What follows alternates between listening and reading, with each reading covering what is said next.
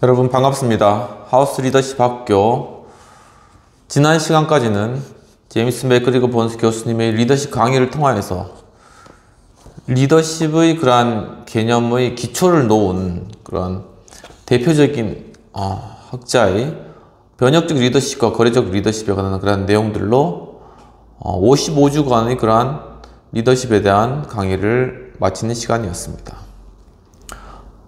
이번 주부터는 좀 더 주제를 돌려서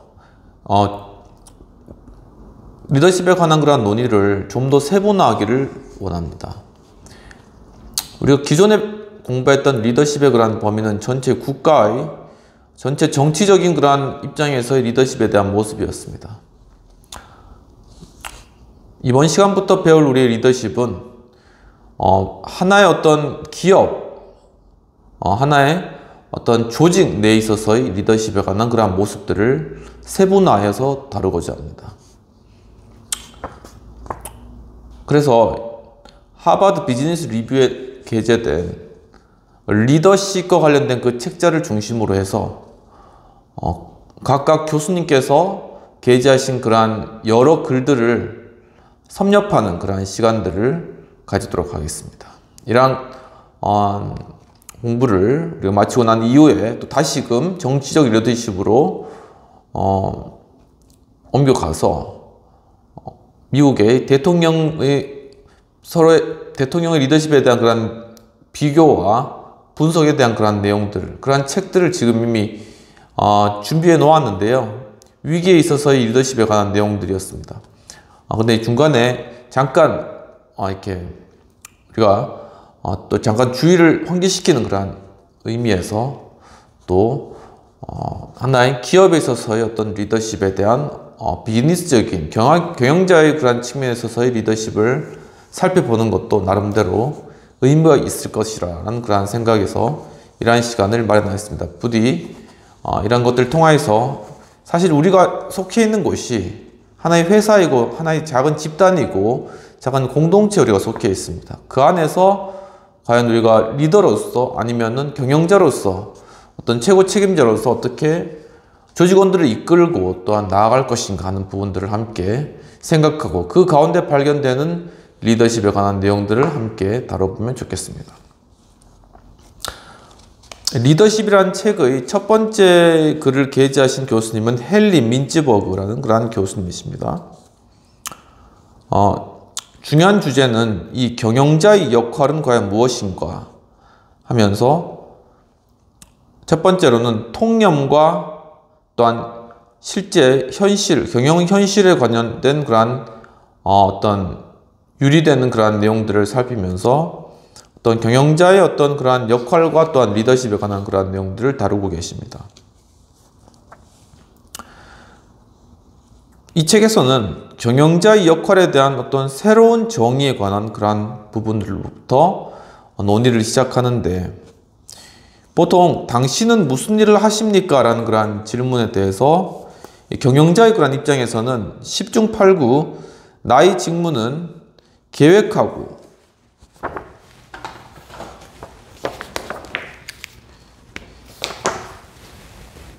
계획하죠. 플랜, 계획을 잡고 조직하고 organize, 재직하고 조정하고 coordinate, 조정하고 통제하는 컨트롤하는 그런 입장이다. POCC 이렇게 합치면 이렇게 되겠네요. 이러한 역할들을 가지고 있다라고 그렇게 대답을 하게 되는 것입니다. 그러나 그들이 실제로 하고 있는 일을 주의 깊게 살펴보면 그들이 하는 일이 사실 이러한 대답과는 여기 있는 대답과는 달리 상당히 동떨어져 있다는 점에 놀라게 될 것이다 라고 이야기를 하고 있습니다. 공장이 불타 없어졌다는 그러한 보고를 받고 보고한 사람에게 해외 지사를 동원하여서 소비자 공급에 차질이 없도록 임시 조치를 취할 수 있는지를 알아보도록 지시하는 어떤 그러한 경영자의 행동이 있다고 합시다. 그것이 여기에서 나오는 계획과 조직과 조정과 통제와 같은 그런 어떤 경영적인 그런 행위에 관해서 어떤 연관성이 있는가 하는 그런 질문을 던지고 계시는 것이죠.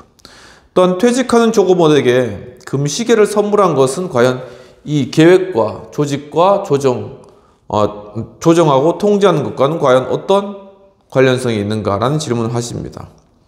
어떤 회의에 참석해서 거래관계에 있는 사람들을 만나고 거기서 종업원에게 검토하도록 할 만한 흥미있는 신상품 아이디어를 갖고 돌아온 일은 과연 어떠한가? 여기에 어디에 그게 속하는가? 라는 질문을 하고 계시는 것이죠. 계획, 조직, 조정, 통제 이 네 단어는 1916년에 프랑스 실업가인 앙리 파요리 처음 사용한 이래 대표적인 경영용어로 인식되어 왔습니다. 하지만 이 단어들은 경영자들이 실제로 하는 업무를 거의 설명해 주지 못하고 있고 기껏해야 경영자가 업무를 진행하며 가지는 애매모호한 몇 가지만을 암시해 줄 뿐입니다. 거의 이러한 경영에 대한 어떤 그러한 사용되는 이러한 대표적인 그러한 단어들이 사실은 실제로 경영에 대해서 이야기해 주지 못하고 있다는 것이죠.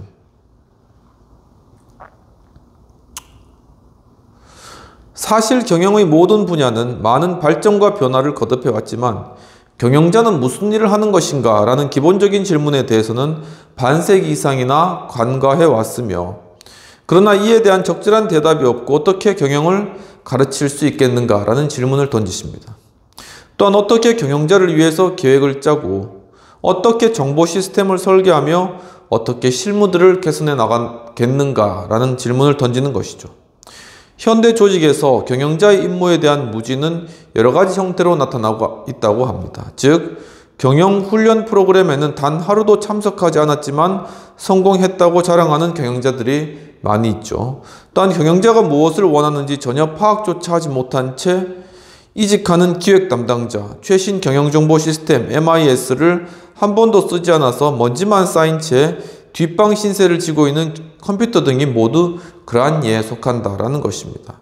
특히 거대 공공조직에서 가장 중요한 정책 문제조차 제대로 파악하지 못하는 것을 보면서 경영자 업무에 대한 무지를 더욱더 절감하게 될 것이다 라고 하면서 어쨌든 생산을 자동화하고 마케팅, 재무 분야의 경영과학을 도입하고 구성원의 동기부여를 위해 행동과학 기법을 적용하는 열기 속에서도 기업 조직의 책임자 혹은 하부 조직의 책임자인 경영자에 대해서는 사실 아무런 관심도 기울이고 있지 않다라는 것입니다.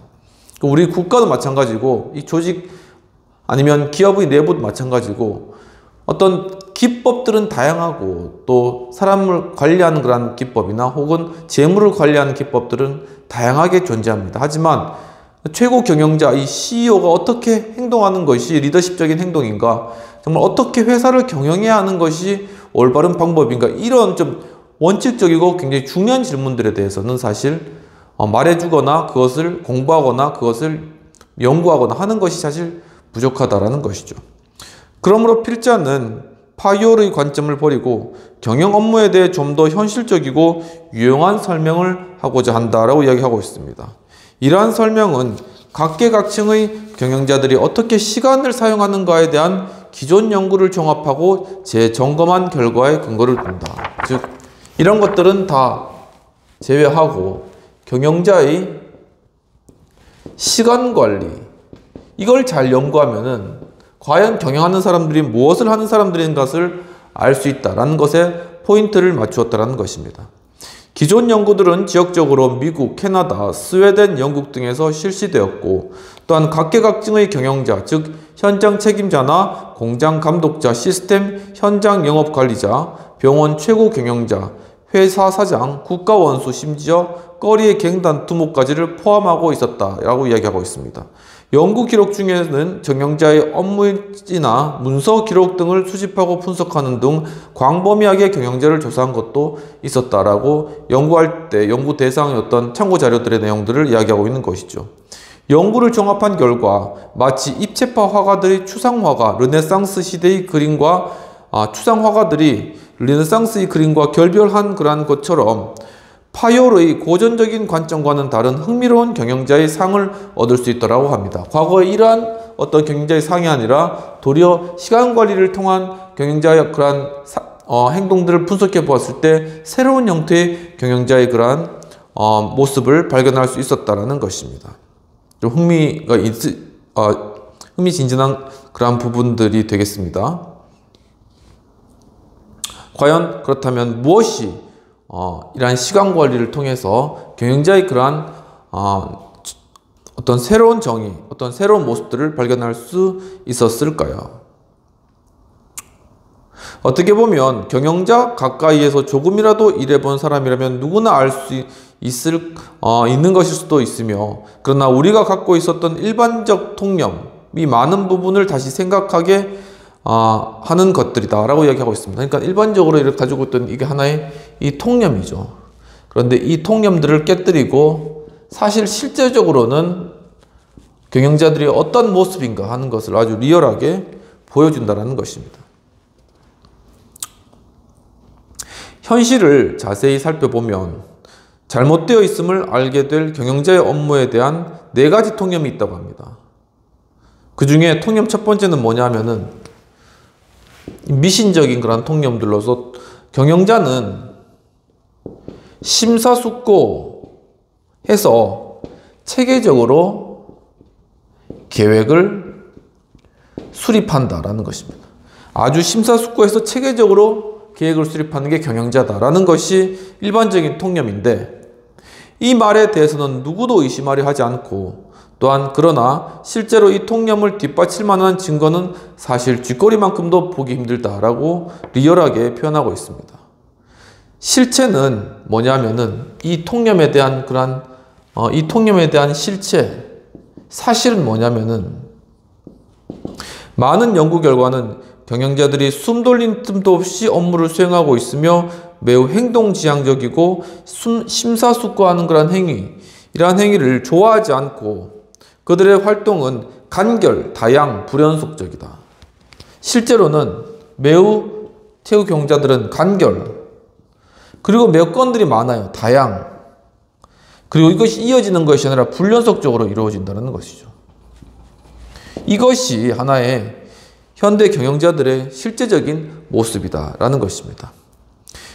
필자가 연구한 5명의 최고 경영자들은 그들이 수행한 모든 활동 중 50%가 9분 이상 지속되지 못했다는 것이죠. 그러니까 계속 무슨 일을 하고 이게 1분도 안 돼서 계속 넘어간다는 것입니다.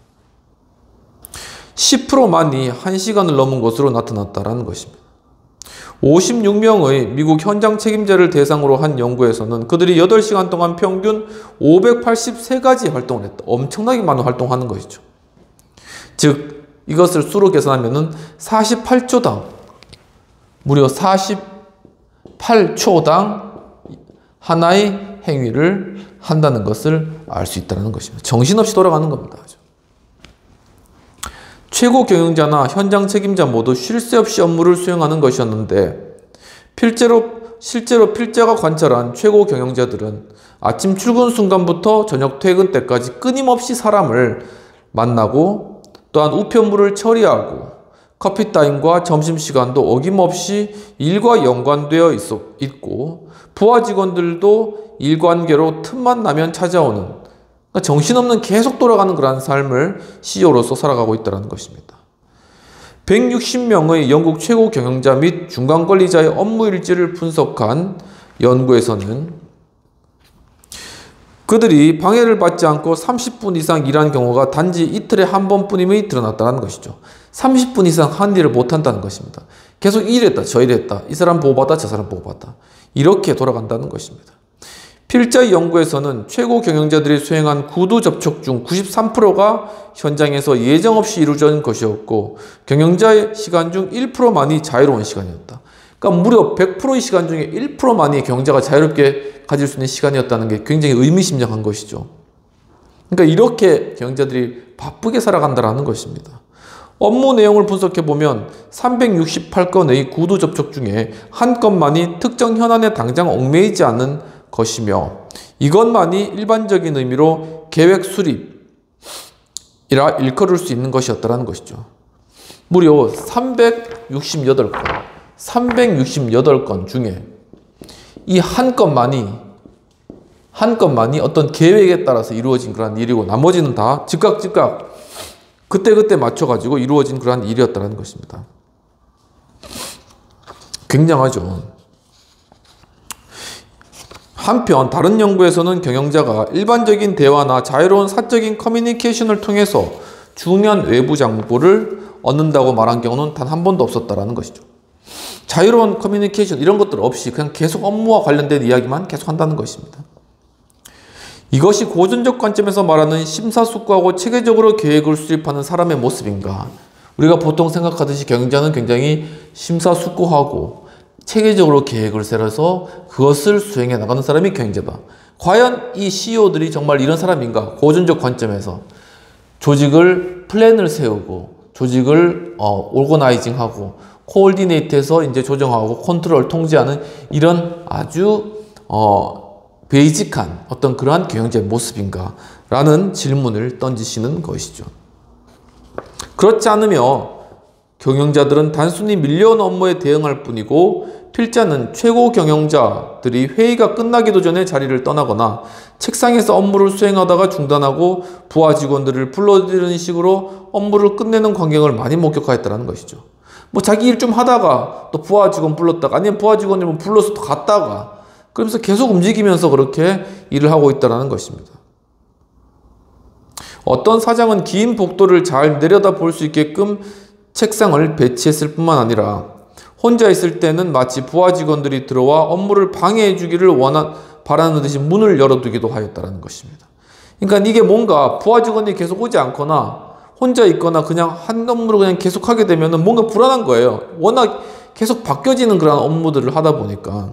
그러니까 쭉 이어서 하는 게 잘 되지가 않는다는 것입니다. 특히나 위로 올라갈수록 경영자가 될수록 그렇다는 것이죠. 물론 이 경영자들도 업무 수행이 원활히 이루어지기를 원하지만 그러나 이에 앞서 그들은 자신의 업무 부담 때문에 많은 제약을 받는 것 같다는 것입니다. 이게 실제적인 모습이라는 것이죠. 그들은 대답해줘야 할 우편물, 신경 써야 할 방문객 등 많은 업무들을 계속적으로 의식해야 된다는 것이죠. 자기 자신의 기회비용도 고려해야 된다는 것입니다. 요즘으로 말하면 계속 이메일 메시지가 계속 날라오고 거기에 이렇게 답변을 계속 주고 또한 여러 가지 많은 방문객들이 오기 때문에 그 사람도 한 번씩 만나줘야 되는 것이고 그러면서 계속적으로 이제 이런 것들을 의식하고 일하고 있다는 사실입니다. 참 안타까운 그러한 경영자의 그러한 현실입니다. 모든 사람이 이렇게 경영자가 되기를 원하지만 왜 이렇게 바쁜 삶을 또 살아가기를 원하는지 또 이해가 되지 않는 그런 부분도 있는 것이죠. 경영자들은 무엇이 행해질 가능성과 무엇이 행해져야만 하는지에 대한 문제 때문에 끊임없이 괴롭힘을 당하고 있으며 경영자가 계획을 세울 때는 기업이 소유하고 있는 조용한 별장 같은 곳에 미리 정해진 2주 동안의 체계적인 절차를 통한다기보다는 일상 업무 속에서 틈틈이 시간을 내서 하는 것 같다는 것이죠. 그러니까 이 플랜을 세울 때 마치 어떤 회사의 콘도나 이런 별장 같은 데 가서 아주 심사숙고해서 그런 계획을 세우는 것이 아니라 순간에 틈틈이 시간을 짬내어서 그렇게 계획 세우고 그것을 수행해 나가는 그것이 실제 경영자의 하나의 모습이다라는 것입니다. 필자가 연구한 최고 경영자들은 계획을 머릿속에만 가지고 있는 것 같은데 그 계획은 되게 유동적이지만 때때로는 구체적인 성격을 띠기도 했다는 것입니다. 또한 결론적으로는 기존 통념이 어쨌든 경영 업무는 숙고하는 기획과를 만들어내지 않으며 그러니까 숙고하는 그러한 기획과는 경영자를 만들어내는데 이런 사람 심사숙고하는 사람들을 만들어내는 게 경영자를 만들어내는 게 아니라는 것이죠. 또한 경영자는 자극에 대해 반응할 뿐이며 자극에 잘 반응하는 사람을 경영자로 세우는 것이 도리어 더 맞다는 것입니다. 업무를 통하여 추후 행동보다는 당장의 문제에 대응하는 데 익숙해지는 사람이 경영자라는 것입니다. 그 당장의 문제를 해결하는 게 현안을 해결하는 게 경영자의 주된 관심이라는 것입니다. 그리고 이제 통념 1을 했죠. 그러면은 통념 2는 과연 무엇인가를 살펴보도록 하겠습니다. 이것은 성공적인 경영자. 통념은 성공적인, 일반적으로 사람들이 이렇게 알고 있는 거죠. 성공적인 경영자는 일상적 업무는 수행 안 한다. 그러니까 자질구레한 거 뭘 치우거나 아니면 복사를 하거나 아니면 당장 해야 될 일들, 이제 그런 것들은 하지 않는다. 아주 고차원적인 그런 일들만 한다라는 게 통념인데, 흔히들 경영자는 계획이나 업무 할당 등의 시간을 많이 소비하고 고객 관찰이나 협상 수행 등과 같은 일상적인 업무에는 시간을 거의 쓰지 않는다라고 이렇게 생각을 많이 하는 경우가 있다는 것입니다. 그러나 그것은 잘못된 생각이라는 것입니다. 훌륭한 경영자는 마치 훌륭한 지휘자처럼 진도에 서서 모든 일상적인 업무를 세심히 조율한 뒤로 물러나 앞으로 발생할지도 모를 예상치 못한 일들에 대비하며, 그러므로 이 통념 또한 잘못된 것이다 라고 이야기하고 있는 것이죠. 그럼 첫 번째 부분에 대한 비평되는 내용들을 살펴보도록 하겠습니다. 필자는 기존의 경영자에 대해 가지고 있었던 이러한 계획과 조직과 조정과 통제와 같은 파요리 관점에 대해서 실제 경영자는 이러한 과정을 거치기보다는 임기응변적인 대처를 할 때가 많음을 잘 지적하고, 또한 이러한 이유가 최고 경영자의 과도한 업무와 관계들에 기이한 것임을 지적하고 있다는 것입니다. 그럼 토의되는 내용들을 살펴보도록 하겠습니다. 경영 업무가 심사숙고하는 그러한 기획과를 만들어내지 못하는 단점의 보완책은 무엇인가라는 것이죠. 그런데 잘 읽어보면은 경영 업무 자체가 이러한 심사숙고한 플래너를 만들어내는 게 경영자는 아니라고 그렇게 결론 내려진 것 같습니다. 그렇다면은 조직이 나아갈 때 그러면 임기응변적으로 경영자가 그렇게 대처하는 그러한 솔루션에 따라서만 기업이 움직여야 되느냐, 그리고 그게 맞는 것이냐라는 것에 대해서는 의문점이 있는 것이죠.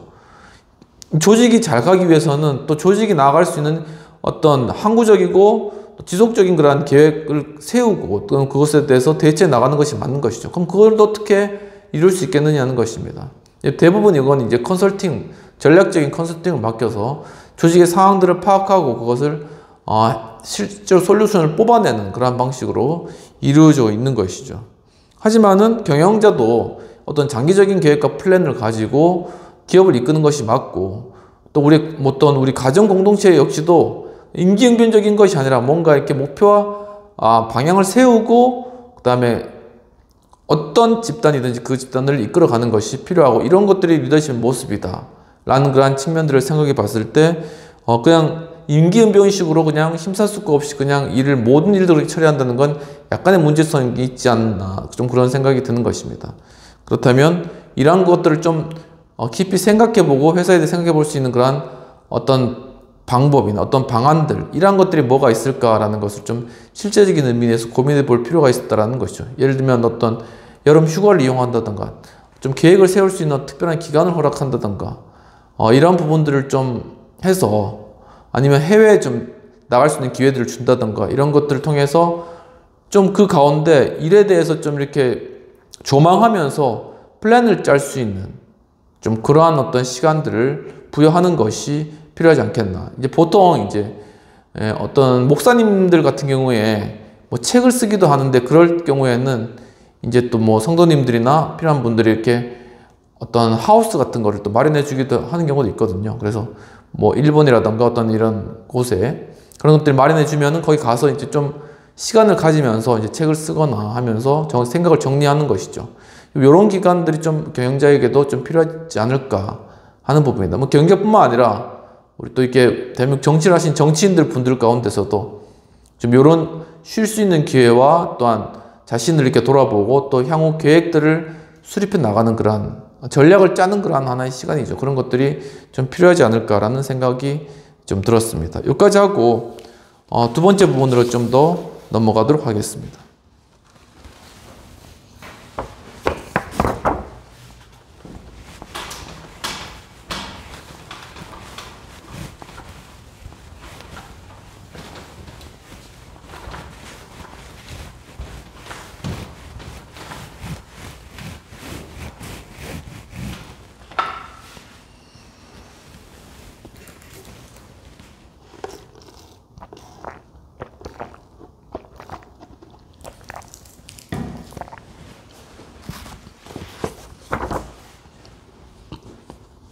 두 번째는 경영자 역할에 대한 새로운 정의 중에 경영자의 정보의 수집과 관련된 그러한 내용들을 살펴보도록 하겠습니다. 우리가 앞에 부분에서도 앞에 파트에서도 이야기했듯이 성공적인 경영자는 일상적인 업무를 수행하지 않는다라는 통념. 두 번째 거. 이것과 관련해서 실체적으로는 어떤 일이 일어나고 있냐 하면은 경영자의 업무는 의식, 행사 참여, 협상 수행, 외부 정보 확보 및 그것의 내부 공급 등 모든 일상적인 업무를 포함한다 라는 것이 실제적인 모습이라는 것입니다. 먼저 기존 연구들에서 이와 같은 증거들을 찾아보면 소규모 회사 사장들을 대상으로 한 연구에서 우리들은 그들이 일상적인 업무에도 관여하고 있음을 알 수 있다는 것이죠. 이는 소규모 회사 형편상 전문가를 둘 여유도 없고 또 인력층이 얇기 때문에 만약 한 사람이 부재 중이면 사장이 이를 메워서 하는 경우가 종종 있고, 그래서 굳이 CEO라고 해서 경영자라고 해서 이런 일들을 하지 않는 것이 아니라 그 CEO들도 그런 것들을 다 한다라는 것입니다. 예전에 이제 이랜드 CEO를 하신 분들 이야기를 들었는데, 이제 뭐 본인은 이제 막 창고에서 물건 나르는 것도 다 하고 이렇게 하려 했대요. 그러니까는 이제 옆에 직원들이 말리더랍니다. 그런 거 하지 말라고. 근데 이게 무슨 상관이 있느냐, 뭐 누가 하든지 무슨 상관이 이렇게 하면서 했다는 그런 이야기를 들은 적이 있는데, 이처럼 어떻게 보면은 이렇게 경영자가 이렇게 막 발벗고 나서면은 좀 밑에 있는 사람 부담스러울 것 같긴 해요. 그렇지만 또 그런 솔선수범한 모습을 보여주면은 또 리더십적인 어떤 그런 부분들에서 우리도 열심히 해야 되겠구나라는 그런 것들을 좀 동기부여를 받을 수 있는 것이죠. 현장 책임자와 또 다른 최고 경영자 연구에서도 비슷한 사실들이 나타나고 있는데, 즉 경영자들이 고객의 지속적인 유지를 업무 목표로 한다면은 중요한 고객을 관찰하는 것은 그들 업무의 자연스러운 한 부분이 된다는 것이죠. 그래서 이제 고객이 어떤 것을 하는가 하는 것을 잘 관찰해야 된다는 것이죠. 최근에 제가 들은 강의에서도 이 우리나라에 크게 해외에서 온 그러한 커피숍으로 스타벅스가 있고, 다 아시죠? 커피빈이 있는데 그 중에 스타벅스는 굉장히 이렇게 매장이 많아졌죠. 물론 커피빈도 굉장히 매장이 크고, 일단은 크고 또 우리나라에 많은 건 사실입니다. 하지만 이제 스타벅스가 더 이제 커진 것이죠. 그 이유가 뭐냐면은 이 스타벅스는 고객들이 들어오는 그러한 모습들을 가만히 관찰했답니다. 근데 커피숍에 오는 고객 중에 대부분 노트북을 이렇게 들고, 그리고 딱 들어와가지고 이제 카페에 들어와가지고 어떤 행동을 하냐면 이렇게 굽힌다는 거예요. 이렇게 몸을 이렇게. 공통적으로 사람들이 점원이 가만히 보니까 사람들이 노트북 들고 와가지고 이렇게 굽힌다는 것이죠. 그래서 왜 그럴까 그걸 관찰한 것이죠. 그리고 그것을 왜 그럴까 연구했는데, 왜냐하면 여러분 왜겠습니까? 이 사람들이 들고 와가지고 이 노트북을 꽂을 수 있는 콘센트를 찾는 거예요. 이렇게 콘센트 있나? 그래가지고 그것을 스타벅스가 알았다 해가지고 매장 지을 때 콘센트를 중간중간에 다 넣은 것이죠. 어디서든지 노트북을 연결시킬 수 있도록 그런 것들을 마련한 겁니다. 그러니까는 사람들이 다 노트북 들고 스타벅스 가는 거예요. 그래서 아메리카노, 뭐 벤티, 그 용어도 특이하죠. 그러니까 그 스타벅스 나름의 그러한 어떤 용어 체계를 톨, 벤티, 뭐 이런 거, 그란데 처음엔 잘 모르잖아 뭔지. 저도 잘 헷갈리는데, 그렇게 이제 그거를 만들면서 그렇게 고객의 어떤 그런 관심을 채우니까 사람들이 노트북 두고 다 스타벅스 가는 겁니다. 저도 마찬가지고 이거 준비할 때도 가가지고 스타벅스 가가지고 이제 마감 시간까지 이거 쓰는 거예요. 이제 그렇게 고객을 관찰한다는 것입니다. 이게 진짜 중요하다는 것이죠. 어떤 이는 우스갯소리로 경영자를 다른 사람들이 일을 다 할 수 있도록 방문객을 만나는 사람이라고 표현하게 됐다고 합니다. 재밌는 표현이죠. 필자의 연구에서도 특정 의전 업무, 예를 들면 방문 고관을 만나는 일이라든가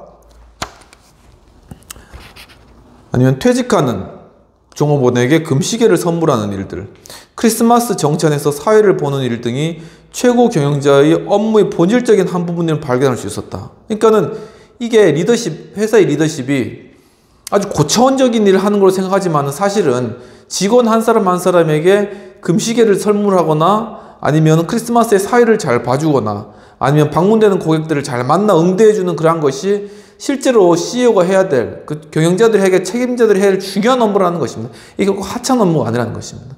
이게 일종의 하나의 이 서번트 리더십, 마치 종과 같이 이 서번트 리더십이라는 것이죠. 마치 이 종의 리더십, 다른 말로 하면은 섬김의 리더십이죠.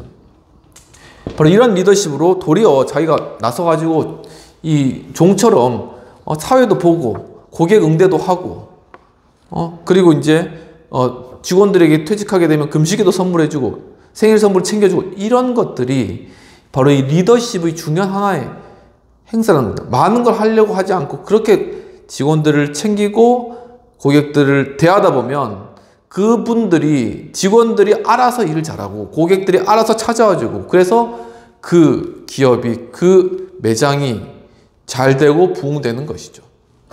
똑같은 원리로 뭐 예를 들면 교회라든가 아니면은 뭐 우리 매장이라든가 뭐 이런 것들에도 다 적용되는 거예요. 아니면 뭐 주민센터 역시도 마찬가지고,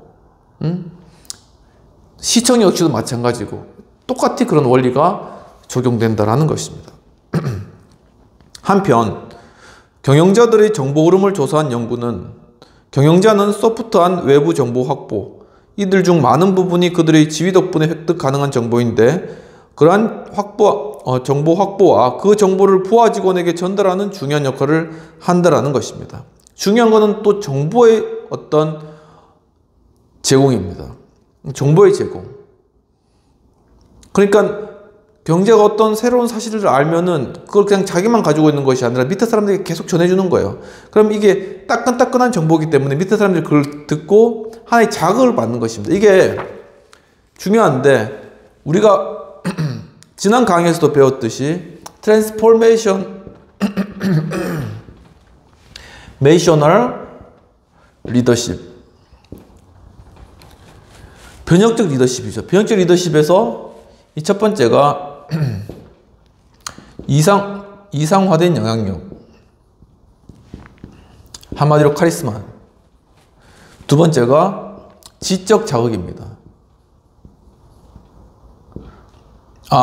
두 번째가 이게 아니고 영감적 동기부여입니다. 영감적 동기부여.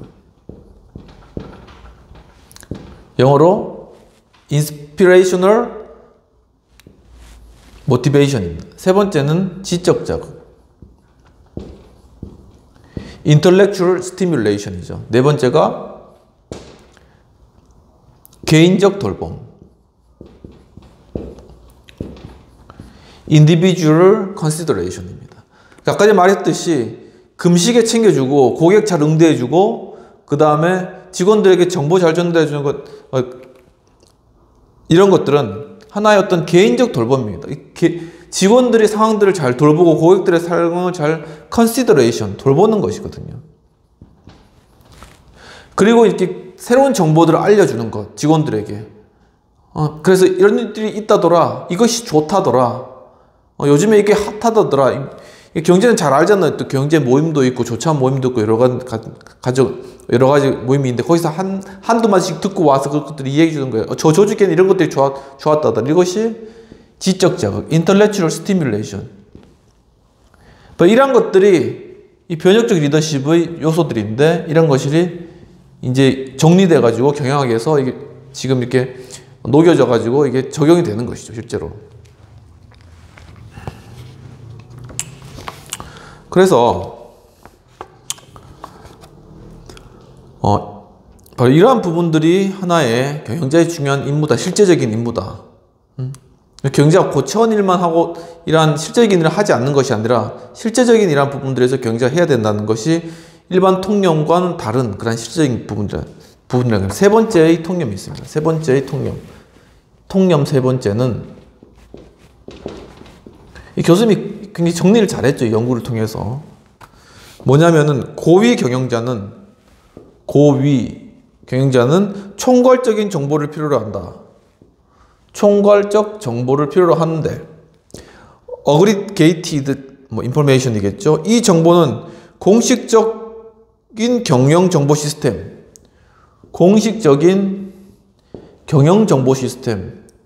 전산을 통해서 보고서나 이런 것들을 통해서 얻는 이런 것들을 통해서 가장 잘 얻을 수 있다는 것이 바로 통념이라는 것입니다.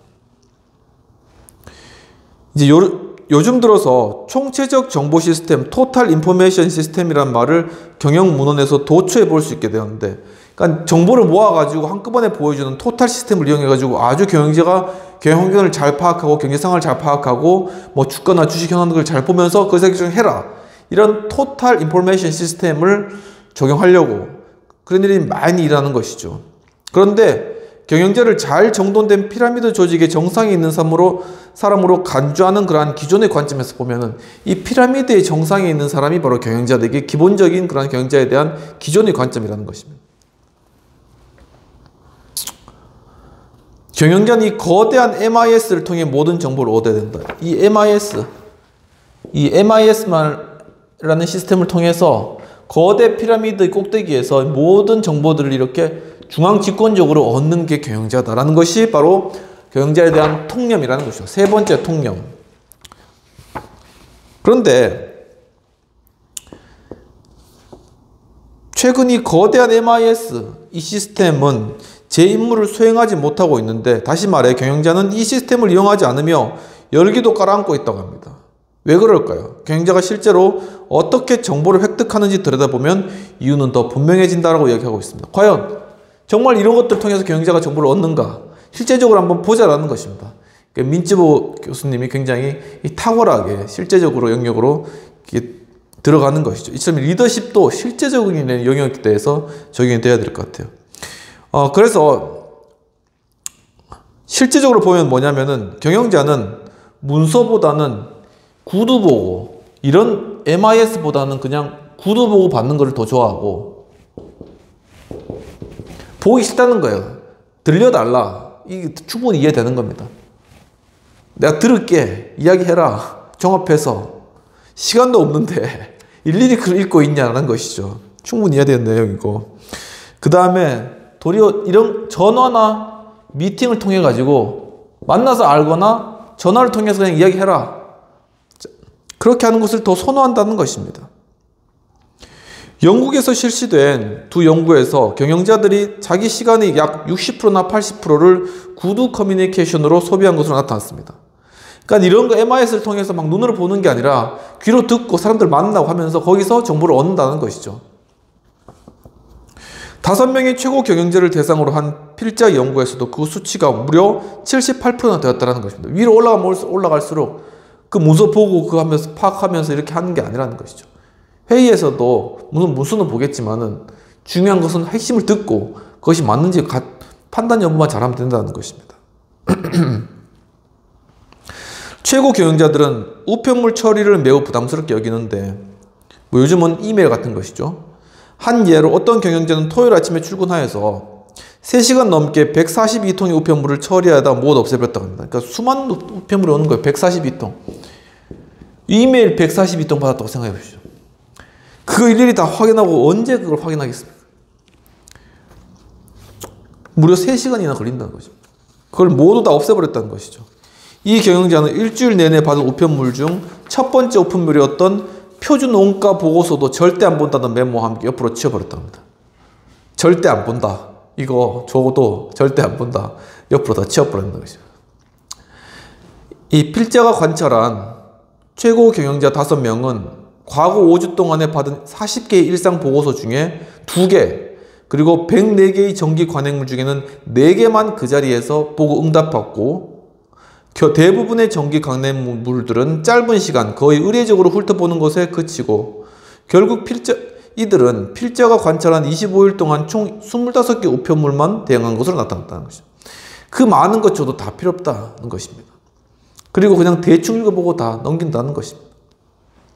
그러니까 여기 MIS를 통해서 통체적으로 이렇게 그 경영자들이 이렇게 정보를 습득할 것이다라고 생각하는 것은 실제로 오산이라는 것이죠. 그리고 이런 경영 시스템을 만들어도 잘 안 본다라는 것입니다. 최고 경영자가 받은 우편물들을 분석했을 때 흥미로웠던 점은 뭐냐면은 우편물의 13%만이 구체적이고 즉각적으로 쓸모가 있었다는 점이라는 것입니다. 여기서 하나의 실마리를 찾게 되는데, 즉 경쟁자의 동태, 입법부의 분위기, 지난밤 TV 광고에 대한 평가 등과 같이 살아있는 생생한 정보를 제공하는 우편물들은 사실 많지 않다라는 것이죠. 바로 이런 정보가 회의를 취소하거나 스케줄을 재조정하도록 최고 경영자들을 움직이는 것인데도 불구하고 실제적인 그러한 정보를 담은 그러한 우편물은 사실 별로 적다. 그러니까 요즘 말하면 그러한 이메일은 사실 별로 적다라는 것입니다. 다른 흥미로운 연구를 또한 살펴보면 이 연구 결과에 의하면 경영자들은 이 가십을 중요한, 그랬다더라. 우리도 마찬가지죠. 아, 거기서 그랬다더라. 이걸 굉장히 중요하게 생각한다는 것입니다. 우리도 마찬가지죠. 점심에 밥 먹고 난 뒤에 돌아다니면서 산책하면서 차 한잔 마시면서 아, 누가 그랬다 해. 그 귀에 쏙쏙 들어오잖아요, 그냥. 근데 신문 펴놓고 그다음에 막 그거 보고 거기에서 정보 얻으려고 하는 거는 어리석은 것이라는 것이죠. 귀에 잘 들어오지도 않고 눈에 잘 들어오지도 않습니다. 한마디 같이 이제 기분 좋게 이제 밥 먹고 차 마시면서 한마디 두 마디 하는 게 쏙쏙 그냥 박히고 또한 그것이 더 효율적이고 의미심장한 그런 정보라는 것입니다.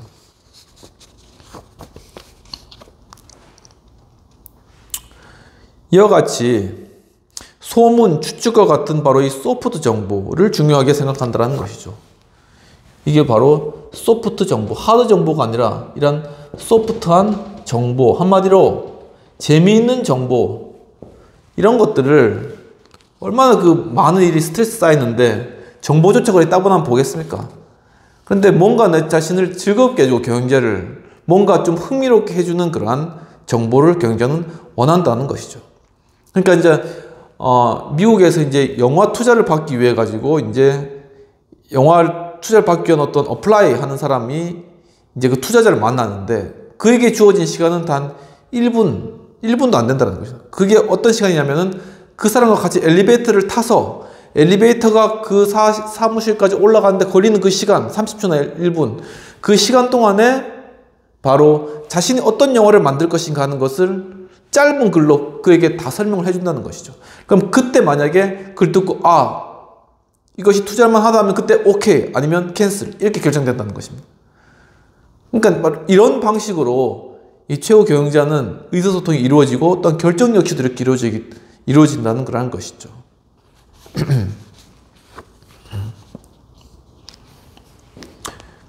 근데 만약에 그렇다면 그 말이 사실이라면 왜 그런 정보를 소중히 여길까요? 그 이유는 오늘의 가십이 내일의 사실이 될 수 있기 때문이라고 이야기하고 있습니다. 회사의 중요 고객이 경쟁사의 경영자와 골프를 친다 라는 전화를 놓친 경영자는 다음 분기에 대폭적인 판매량 감소를 보고받아야 할지도 모른다는 것이죠. 상대 경쟁사에 있는 사람이 자기 고객사하고 골프 쳤다는 건 뭐냐면은 4-5시간 동안 바로 자기 경쟁사와 자기의 고객사에게 계속 그 마케팅 했다는 겁니다. 영업했다는 겁니다. 그러니까 골프 치면서 기분 좋고 또 거기서 4-5시간 동안 설득 당했는데 그 물건 당연히 이쪽에 일부라도 맡기겠죠. 그 시간이 있는데 그러니까 그만큼의 판매량이 줄어드는 겁니다. 바로 그 원인 뭐냐면은 골프 친다더라 하는 이러한 가십을 그냥 넘긴 거예요. 근데 현명한 CEO는 아, 골프 친다더라라는 가십을 받잖아요. 그러면은 아, 그래? 그러면은 그 다음 주에 골프 약속 잡아 해가지고 가서 자기도 치는 겁니다. 그래서 그 사람이 했던 것만큼 그 해가지고 빼앗기지 않도록 그렇게 한다는 것이죠. 이게 바로 이게 CEO 간에 이루어지는 바로 영업 전략이고 바로 이런 가십을 중요시하는 이유가 바로 거기에 있다는 것이죠. 재밌죠? 그러나 만약에 이런 가십을 놓치자면 골프 소식을 만약에 잃어버렸다면은 이거 놓치면 이미 다음 분기 실적은 반토막 나는 겁니다. 이미 그것을 알았을 때는 이미 늦었다. 왜 매출액이 줄어들었을까? 그거 원인 파악할 때는 이미 늦었다라는 것입니다. 이런 가십 같은 것들 이미 놓쳐버렸기 때문인 것이죠. 성문화된 MIS 정보의 가치를 알아보기 위하여 경영자가 정보를 이용하는 용도를 살펴보면 경영자는 문제를 확인하고 또한 기회를 파악하기 위하여 정보를 이용하며 나름의 사고 모형, 멘탈 모델, 즉 예산 시스템이 어떤 기능을 발휘할 것인가, 고객들은 어떻게 상품을 구매하는가, 경제 변화가 조직에 어떤 영향을 줄 것인가 등을 분석하기 위해서 정보를 이용한다라는 것이죠. 그러나 경영자는 의사결정 상황을 파악하고 모형을 구축하는데 MIS가 제공하는 요약된 서류 정보를 이용하는 것이 아니라 구체적이고 재미있는 화제거리를 이용한다는 증거가 있다는 것이죠. 그러니까 뭔가 의사결정할 때도 재미있고 화제가 되고 흥미로우면은 그것을 해보자라는 그런 의견이 나타난다라는 것입니다. 하지만 딱딱하고 하드한 그러한 정보에 대해서는 사실 움직이지 않는다라는 것이죠. 바로 그것이 실제적인 경영자의 그러한 모습이라는 것입니다. 루즈벨트, 그리고 트루먼, 아이젠하워 대통령의 정보 수집 습관들을 연구한 리처드 노이슈타드라는 분이 계시는데 이분의 말을 인용해 보면 대통령의 의사결정을 돕는 것은 잘 정리된 요약, 설문조사 결과표, 그리고 기타 서류 등이 아니라 본질을 꿰뚫고 있는 마음속의 구체적인 잡동사니 정보들이다. 그러니까 그런 공식화된 정보가 아니라 실제로는 뒷담화로 들리는 가십이라던가 이런 다양한 잡동사니 정보들을 가지고 의사결정을 한다는 것입니다. 마음에 진심이 담겨있는 그러한 정보를 가지고 이것이 정말일까? 라는 그런 의문을 들게 하는 그러한 정보들을 가지고 결정한다는 것이죠.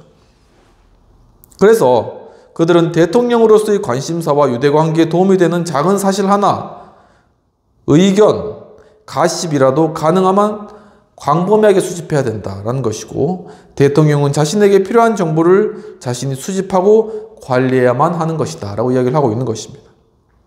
그럼 비평 및 토의된 내용들을 살펴보도록 하겠습니다. 필자는 최고 경영자의 의사결정을 위한 정보는 체계화된 보고서가 아니라 재미있는 가십거리와 같은 것임을 잘 발견해서 기술하고 있다고 보여집니다. 이런 정보가 중요한 이유는 뭘까요? 하는 것이 토의 내용인데 바로 이런 것이 하나의 살아있는 그러한 정보이고 또한 이런 것이 하나의 사람의 감정이 들어가 있는 것이고 또한 거기에 대해서 흥미와 재미와 유발을 느끼는 것이네요. 그것은 사람들 간에 공통적이기 때문에 CEO가 그렇게 느꼈다면 다른 사람도 그렇게 느낄 것이고 바로 그렇게 느끼는 그러한 느낌에 따라서 행동하면은 그 결과가 좋을 것이라는 것입니다. 그렇기 때문에 바로 어떤 하드한 정보가 아니라 이런 소프트한 정보를 기다리는 것이죠. 그렇다면 보고하는 사람도 역시도 하드하게 물론 보고가 들어가죠. 저도 비슷한 경우가 있는데 보고는 하드하게 들어가지만 가다가 중간에 소프트한 정보와 그 다음에 꼭 필요한 정보들을 그 안에 이야기를 하는 겁니다. 그러면 거기서 이제 의사결정이 이루어지는 겁니다. 하드한 게 이렇지만은 이런 일들도 있고 이런 이야기도 있고 이런 위험성도 있다더라. 이런 게 좋다더라. 이렇게 이제 접근해 들어가면 그래? 하면서 이제 거기서 그럼 해보자. 아니면 이건 힘들겠어. 이렇게 결정이 되는 것이죠. 이것이 하나의 보고의 기술이고 CEO에 대해서 의사결정 방식을 이해하는 사람, 이해하는 밑에 부하 직원들이 그것을 처리해 나가는 그런 것이다. 라는 것을 좀 더 알 수 있겠습니다. 여러분도 한번 이런 부분들을 생각해 보면 좋겠습니다. 그런다면 세 번째 부분의 경영자의 어떤 프로그램에 관한 내용들로 넘어가도록 하겠습니다. 이렇게 새로운 책을 바꿔가지고 좀 더 이렇게 다른 관점에서 보니까 리더십이나 이런 부분들에 좀 더 색다른 그런 어떤 관점이라던가 아니면 또 이렇게 시야가 좀 생겨지는 것 같다라는 것이고 이렇게 해보면은 이 교수님, 민츠보 교수님이 어떤 스타일인가 라는 것도 이렇게 와닿으니까는 그게 좀 이런 부분들을 새롭게 하나 시도해 보는 것도 좀 의미가 있는 것이 아닌가라는 그런 생각이 드는 것입니다.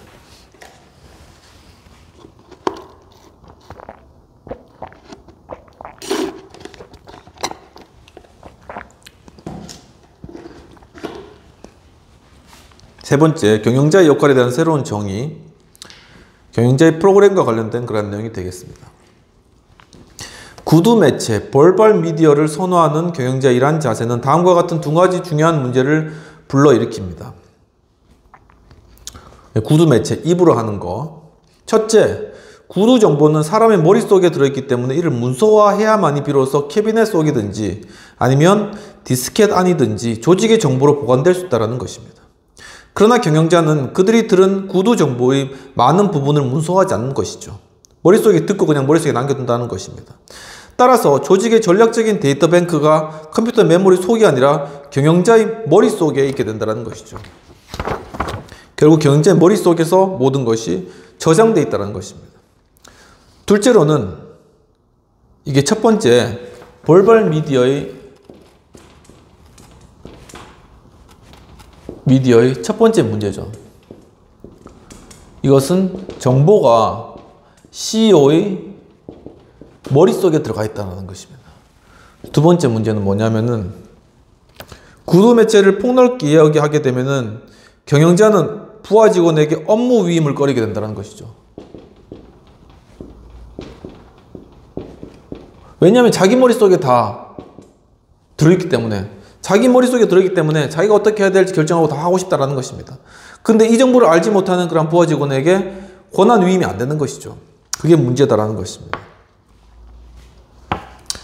왜냐하면 부하 직원에게 관련된 모든 사실을 제대로 알려주려면 서류 작성에 많은 시간을 할애해야 되기 때문이다 라고 얘기하고 있습니다. 근데 CEO가 바쁜데 앉아서 자신이 무슨 정보를 들었고 그거를 어떻게 해야 될지를 앉아서 타자를 치고 있겠습니까? 그렇지 않죠.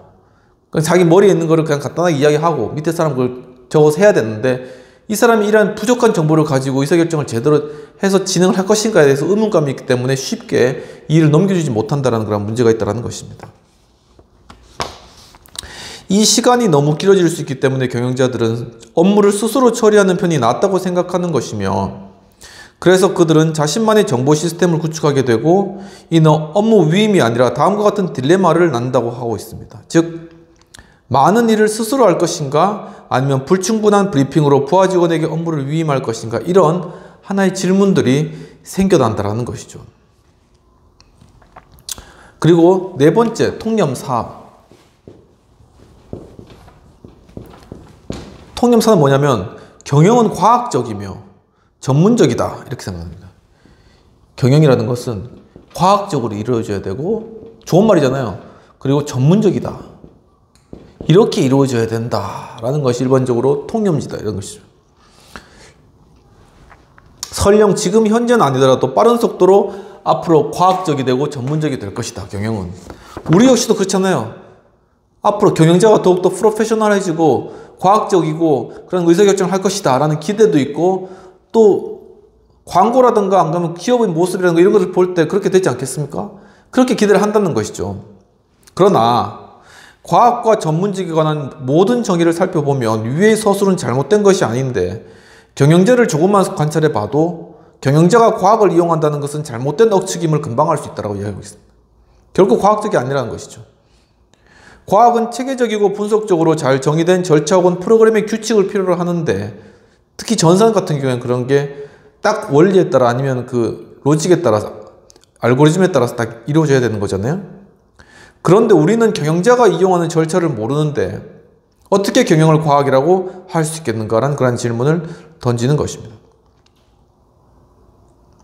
경영자가 어떤 의사결정을 하는 절차를 거치는지 우리는 알 수 없다는 거예요. 그 머릿속에 어떻게 돌아가고 있는지를 알 수 없다는 것이죠. AI는 알 수 있겠죠. AI 같은 경우에 이제 딱 그 알고리즘에 따라 가지고 결론이 나니까는. 근데 경영자는 알 수 없다는 것입니다.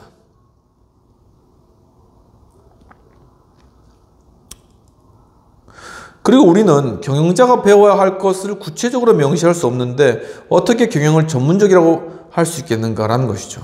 그럼 경영자가 과연 무엇을 배워야지 경영자가 되는가? 그걸 모른다는 것이죠. 그건 전문직이라고 할 수 없다는 것입니다. 사전적 의미에서 전문직은 학습이나 과학의 일부 지식을 포함하는 개념입니다. 그러니까 이런 통념들에 대해서 경영은 과학적이고 전문적이다. 이게 기본적인 통념이었고 거기서 실제적으로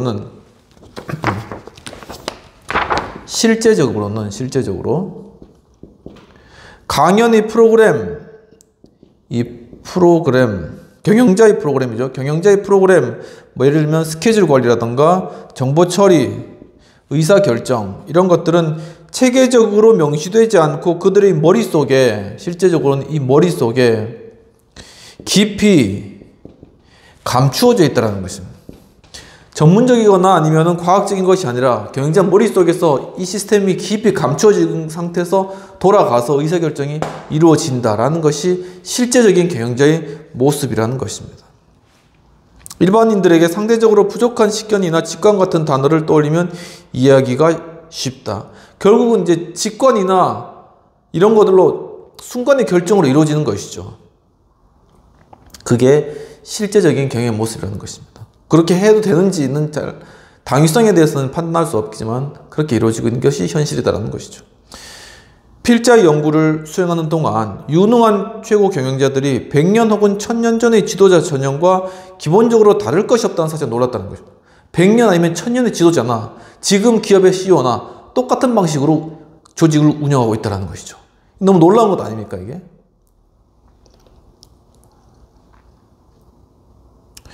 그들이 필요로 하는 정보는 다르지만 그들이 정보를 획득하는 방식은 예나 지금이나 똑같다는 것이죠. 즉 현대 경영자들의 의사결정은 최신 과학기술과 관련되어 있지만 의사결정을 내리기 위해서는 이용하는 절차는 19세기 경제가 이용하는 것과 똑같다는 것입니다. 머릿속에 돌아가는 그러한 시스템은 다 같다라는 것이죠. 심지어 전문 업무에 중요하게 사용되는 컴퓨터조차 경영자의 일처럼 커다란 영향을 미치지 못했으며 사실 현대 경영자는 꾸준히 업무가 가중되고 있음에도 불구하고 경영과학, 매니지먼트, 사이언스의 도움을 빌리지 못한 채 과거의 경영자의 행동을 반복하고 있다는 것입니다. 경영자 모습을 보면은 예전 방식 똑같이 하고 있다는 것이죠. 뭐 여러 가지 막 과학기술 막 붙이고 그 다음에 주변에 컴퓨터나 새로운 그런 기술이나 아니면 다른 이런 정보처리 기술 MIS 막 도입한다 해도 결국 의사결정 과정은 머릿속에 깊은 곳에서 똑같은 방식으로 예전하고 똑같은 방식으로 하고 있다는 거죠. 100년 전에 1000년 전에 지도자들하고 똑같은 방식으로 하고 있다는 것입니다. 경영 업무의 실상을 살펴보면 경영자의 업무가 매우 복잡하고 어렵다는 것을 알 수 있는데 따라서 과중한 부담에도 불구하고 경영자는 그들의 업무를 쉽게 위임하지 못한다는 것이죠. 자신의 방식을 끝까지 고수하고 자신의 정보를 다 가지고 있기 때문에 자신 내부에 쌓아놓은 의사결정 시스템에 따라서 그냥 처리한다는 것입니다. 그 결과 일을 많이 하게 되는 것이죠. 그리고 그로 인해 많은 일을 피상적으로 처리할 수밖에 없는 그런 단점을 갖게 되었다는 것입니다. 그러니까 많은 일을 해야 되고 위임이 안 되니까 자기가 모든 일들을 다 처리해야 되는 거예요. 그러니까 일을 함에 있어서 그것을 피상적으로 그냥 넘기고 그렇게 할 수밖에 없다라는 것입니다. 결국 경영자의 업무는 간결하고 단편적이고 또한 구두 커뮤니케이션에 크게 의존하는 특징을 가지고 있으며 이러한 특징 때문에 그들의 업무는 과학적 방법으로 생산 성능을 높이기가 쉽지 않으며 그 결과 경영과학자, 매니지먼트 사이언티스트들은 분석하기 쉽고 관련 정보를 계량하기 쉬운 조직의 전문화된 부분만을 집중적으로 연구해 왔다는 것이죠.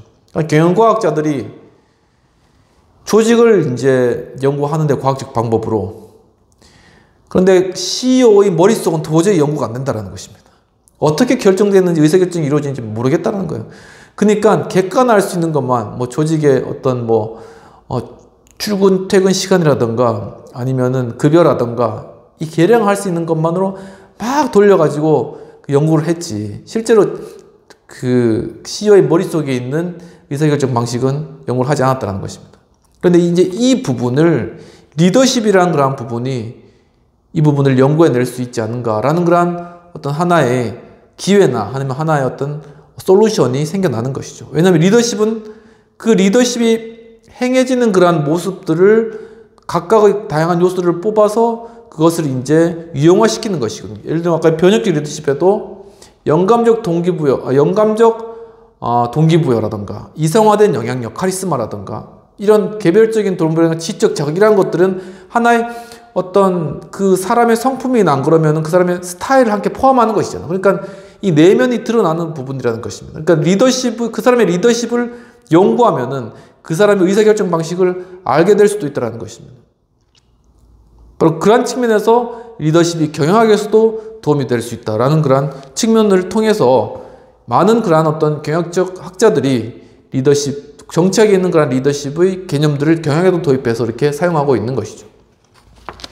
그렇기 때문에 리더십에 대한 연구는 각 다양한 방면에서 필요하다라는 것입니다.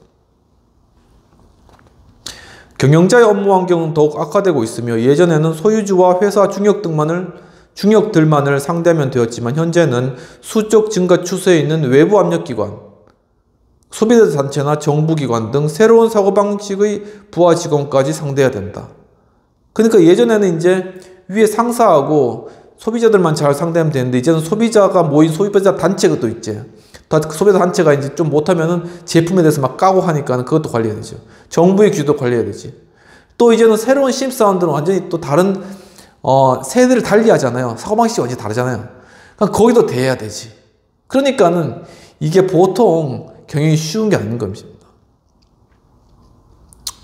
그럼에도 경영자가 도움을 얻을 때는 어디에도 없으며 우리가 도움을 제공하기 위하여 필요한 첫 단계는 경영자의 업무가 진정 무엇인가 라는 것을 파악하는 것이죠. 그래서 결국 처음의 질문인 경영자는 무엇인가 라는 질문으로 돌아오게 된다는 것입니다. 과연 무엇을 해야 되는가?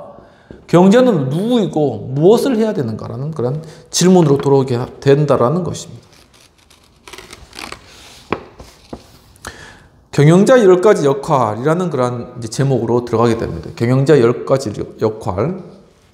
앞서 이야기했듯이 이 글에서 경영자는 조직의 책임자 혹은 조직 내의 하부 조직의 책임자이며 그러므로 여기에는 최고 경영자뿐만 아니라 부사장, 카톨릭 주교, 현장 책임자, 하키팀 코치, 대통령까지도 다 여기에 포함되는 것이죠. 이 모든 경영자들은 조직 단위별로 이에 해당하는 공식적 권한을 갖게 됩니다. 이 공식적 권한을 통해서 지위를 얻으며 그럼으로써 여러가지 대인관계 및 정보 획득이 가능해지고 나아가 경영자는 이 정보를 통하여 책임 맡은 사업 단위와 관련된 의사결정 및 전략을 수립하게 되는 것이죠. 경영자의 업무는 지위와 관련된 여러가지 역할이나 행동의 관점에서 설명할 수가 있는데 경영자의 역할은 10가지 역할로 구성될 수 있다고 합니다. 공식적 권한 및 지위를 통해서 3가지 대인 관련 업무가 발생할 수 있고 이 업무를 수행하는 중에 또한 3가지 정보 관련 업무가 또한 발생할 수 있으며 그리고 대인 관련 업무와 정보 관련 업무를 통해서 4가지 의사결정 업무가 발생한다라는 것이죠. 보면은 먼저는 대인 관계의 3가지 업무가 있다. 그리고 이것을 수행하는 것과 관련해서 정보와 관련된 또 3가지 역할이 있다. 그리고 이것을 수행하는 가족 가운데 또한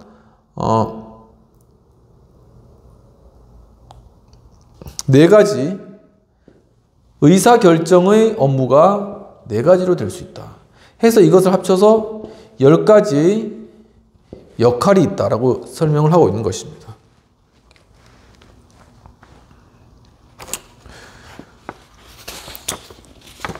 세부적으로 대인 업무, 이 대인 관련 업무와 관련되어서는 공식적 권한에서 직접적으로 발생하는 경영자의 3가지 역할은 기본적인 어떤 대인 관계를 포함하고 있다고 하며 첫 번째는 조직의 얼굴 역할입니다. 조직의 수장, figurehead, 조직의 수장으로서 모든 경영자는 의전상의 업무를 수행해야 하는 것이죠.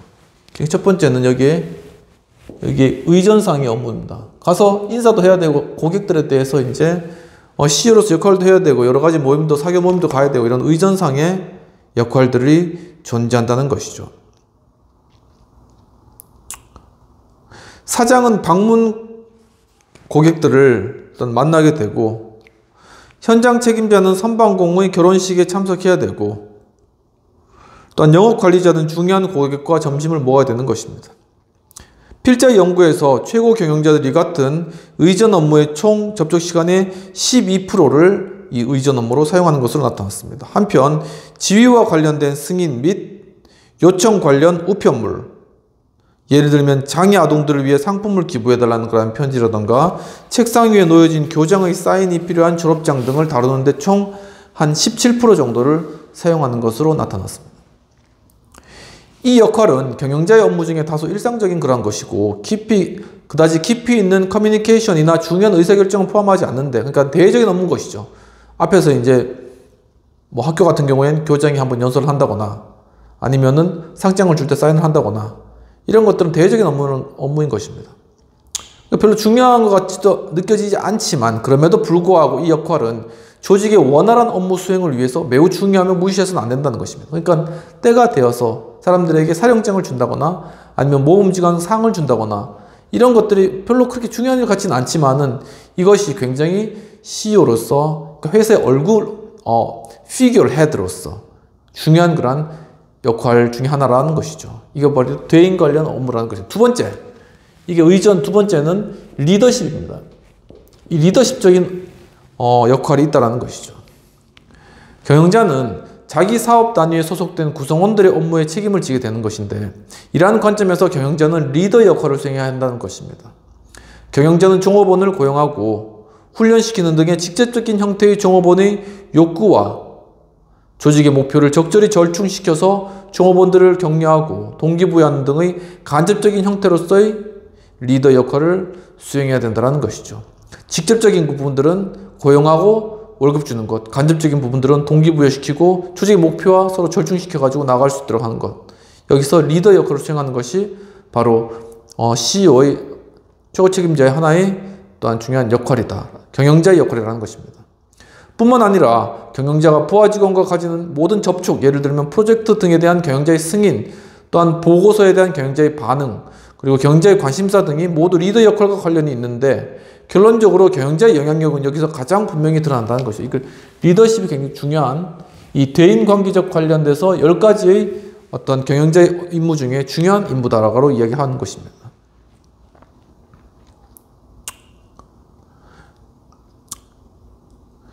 결론적으로 경영자의 영향력은 여기서 가장 분명히 드러나고, 공식적 권한은 경영자에게 잠재적으로 커다란 권위를 부여하게 된다는 것이죠. 그가 어떤 사장이나 어떤 위치에 가면은 그의 어떤 공식적 위치뿐만 아니라 그 밑에 있는 잠재적으로 그에게 주어진 권위라는 것도 굉장히 무시하지 못할 부분이라는 것입니다. 그리고 그 부분이 바로 리더십적으로 잘 표현되고 잘 발휘되어야 될 그런 영역이라는 것이죠. 사람들을 동기부여하거나 힘을 실어준다거나, 아니면 모티베이션을 시킨다거나, 지적으로 자극을 준다거나, 아니면 영광적인 어떤 동기부여를 시킨다거나, 아니면 이상화된 어떤 영역으로 따라가고 싶은 어떤 그런 카리스마적인 그런 영역을 나타내는 이런 부분들이 그 이면적 잠재적인 어떤 그러한 영역에서, 이 포지션에 대한 그 영역에서 존재한다는 것입니다. 그것을 잘 다루는 것이 또 리더십의 중요한 그런 역할인 것이죠. 그리고 연결 역할입니다. 세 번째는 연결 역할. 사람들을 연결시키는 그런 역할이 경영자의 중요한 역할 중에 하나라는 것이죠. 특별히 동기부여 관점에서 경영 문헌은 항상 리더 역할을 다루었는데, 이에 비해서 수직적인 명령체계를 벗어나 이루어지는 경영자의 연결 역할은 최근까지도 거의 다루어지지 않고 있다는 것이죠. 그러니까 상사가 부하 직원에게 공식적으로 어떤 것을 명령하는 그러한 것에 대한 연구는 많이 이루어졌지만, 하지만 이러한 명령체계를 벗어나서 하나의 어떤 연결하는 그런 역할, 그런 것들은 거의 다루어지지 못하고 있는 경영자의 리더십의 역할이다라는 부분입니다. 경영 업무와 관련된 대부분의 연구에서 경영자들은 부하 직원과 보내는 시간만큼이나 많은 시간을 동료들이나 사업 단위 밖의 외부인들과 함께 하는데, 그러나 놀랍게도 그들의 상사와는 시간을 거의 보내지 않는다는 것이 밝혀졌음을 고려한다면은 이는 주목할 만한 사실이라는 것이죠. 사실 이제 옆에 동료 직원이라든가 부하 직원하고는 진행이 쉽지만, 위에 상사하고는 같이 시간을 많이 보내는 게 부담이 많이 드는 것이죠. 이것이 우리나라뿐만 아니라 대부분 나라 가운데서도 이게 비슷하다는 것을 이제 이게 공통적으로 알 수 있는 것입니다. 160명의 영국 최고 경영자 및 중간 관리자들을 대상으로 한 로즈메리 스튜어트의 연구에서 그들은 자기 시간의 47%를 동료와 쓰고 41%를 조직 내 부하 직원들과 함께 보내는데 사용한 것으로 나타났으나, 그들이 상사에게는 단지 12%만을 썼을 뿐이다라는 것이죠.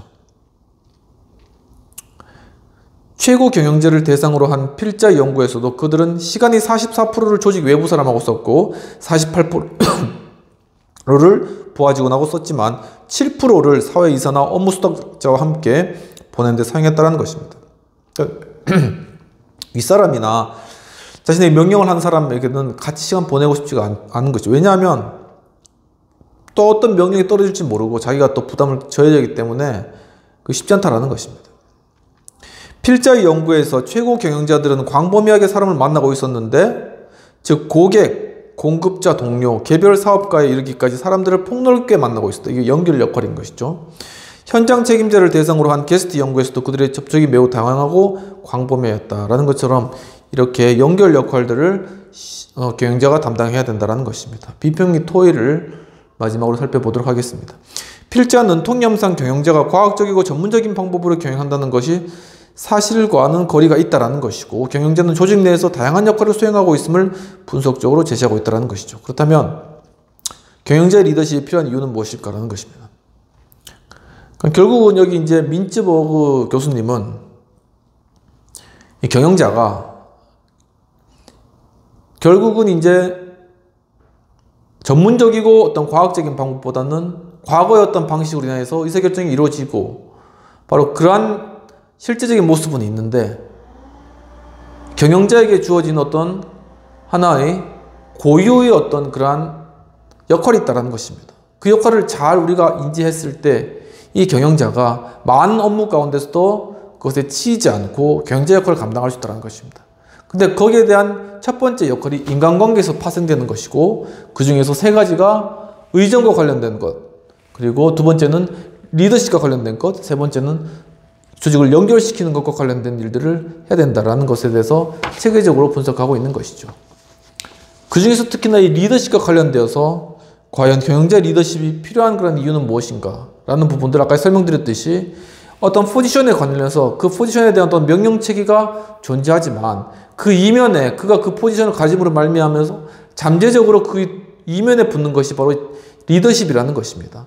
그 리더십을 잘 이용하면은 그 리더십을 잘 발휘하면은 조직 구성원에게 모티베이션, 그 동기를 모티베이션 할 수도 있고 동기부여를 할 수도 있고 또 어떤 지적인 자극을 주거나 아니면 그 어떤 카리스마적인 영향력을 끼쳐가지고 그 조직원들이 또한 조직의 목표와 스스로 자신의 목표를 또 합치시키게 할 수도 있고 그것이 병행적 리더십인 것이고 뭐 그렇게 하면서 결국 그것이 조직의 성과의 어떤 향상에 기여할 수 있는 어떤 그런 부분들이 있기 때문에 리더십이 중요하다 경영자에게. 그래서 그런 부분들을 잘 연구하고 배울 필요가 있다라는 것에 대해서 이야기를 하는 것이죠.